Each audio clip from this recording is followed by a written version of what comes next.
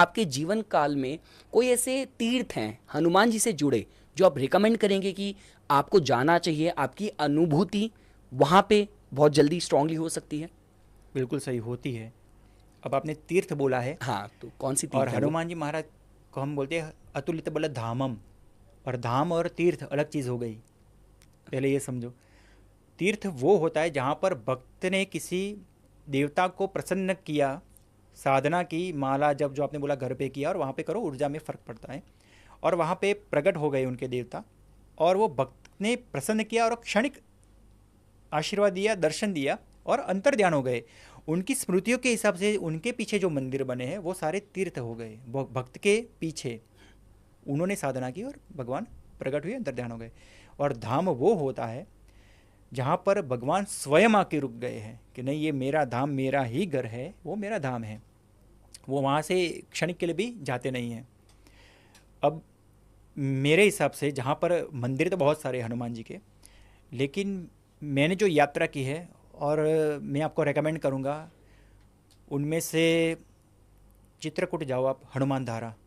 Okay. Hanuman धारा है, वो पर्वत के ऊपर है हनुमान धारा, वहाँ पे निरंतर बहती रहती है।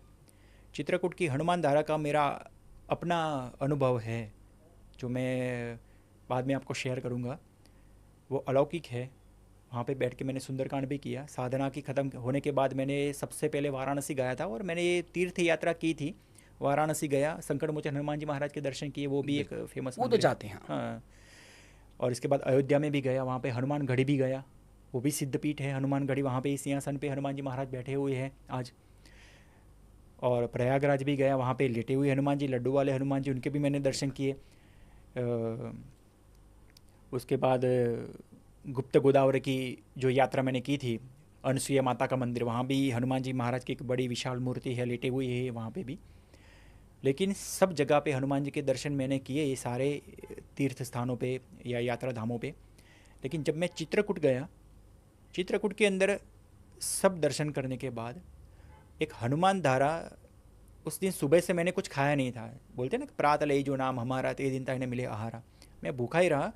पता नहीं, एक चेतना ऐसी थी कि ये सारे हनुमान जी के दर्शन किए, वो है ये हनुमान धारा।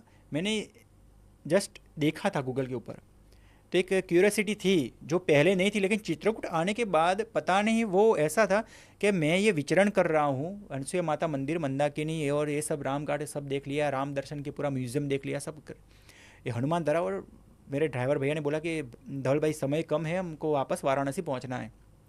मैंने बोला आज का मेरा सुंदरकांड का पार्ट रह गया, पता नहीं क्यों। वैसे तो मैं होटल से करके निकला था, बस बाकी जगह पे जहाँ पे धर्मशाला या होटल वगैरह जहाँ पे भी मैं स्टे किया था, वहाँ पे मैं कर लेता था। उस दिन हुआ ही नहीं मेरा। तो हनुमान धारा, वहाँ पे तो कोई रोपवे वगैरह भी नहीं है, आपको पैदल ही चढ़ना पड़ेगा। और जब मैं निकला था उस यात्रा के दौरान, तो मैंने पैरों में मेरे कोई पादुका भी नहीं रखी थी, क्योंकि मेरे पास रामचरित मानस थी। तो मानस की जो चौपाई है, मैं वहाँ पे वो लिंक कर रहा था, ओके। क्योंकि मुझे जो अध्ययन, वो मुझे जो एनालिसिस करना था, अध्ययन करना था, उसके लिए मैं अपने हिसाब से वहाँ पे लिखता रहता था। तो रामचरित मानस मेरे साथ, और मैं हनुमान धारा चढ़ गया।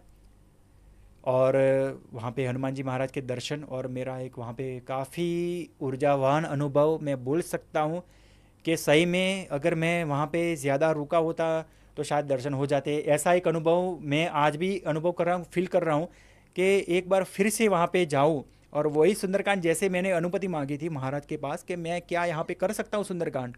उन्हें बोला कि नहीं, यहाँ पे कोई बैठने की अनुमति, लेकिन उन्होंने जो आते थे उनको एक चालीसा बोल देते थे, फिर बाद में चलो भाई चलो भाई चलो भाई।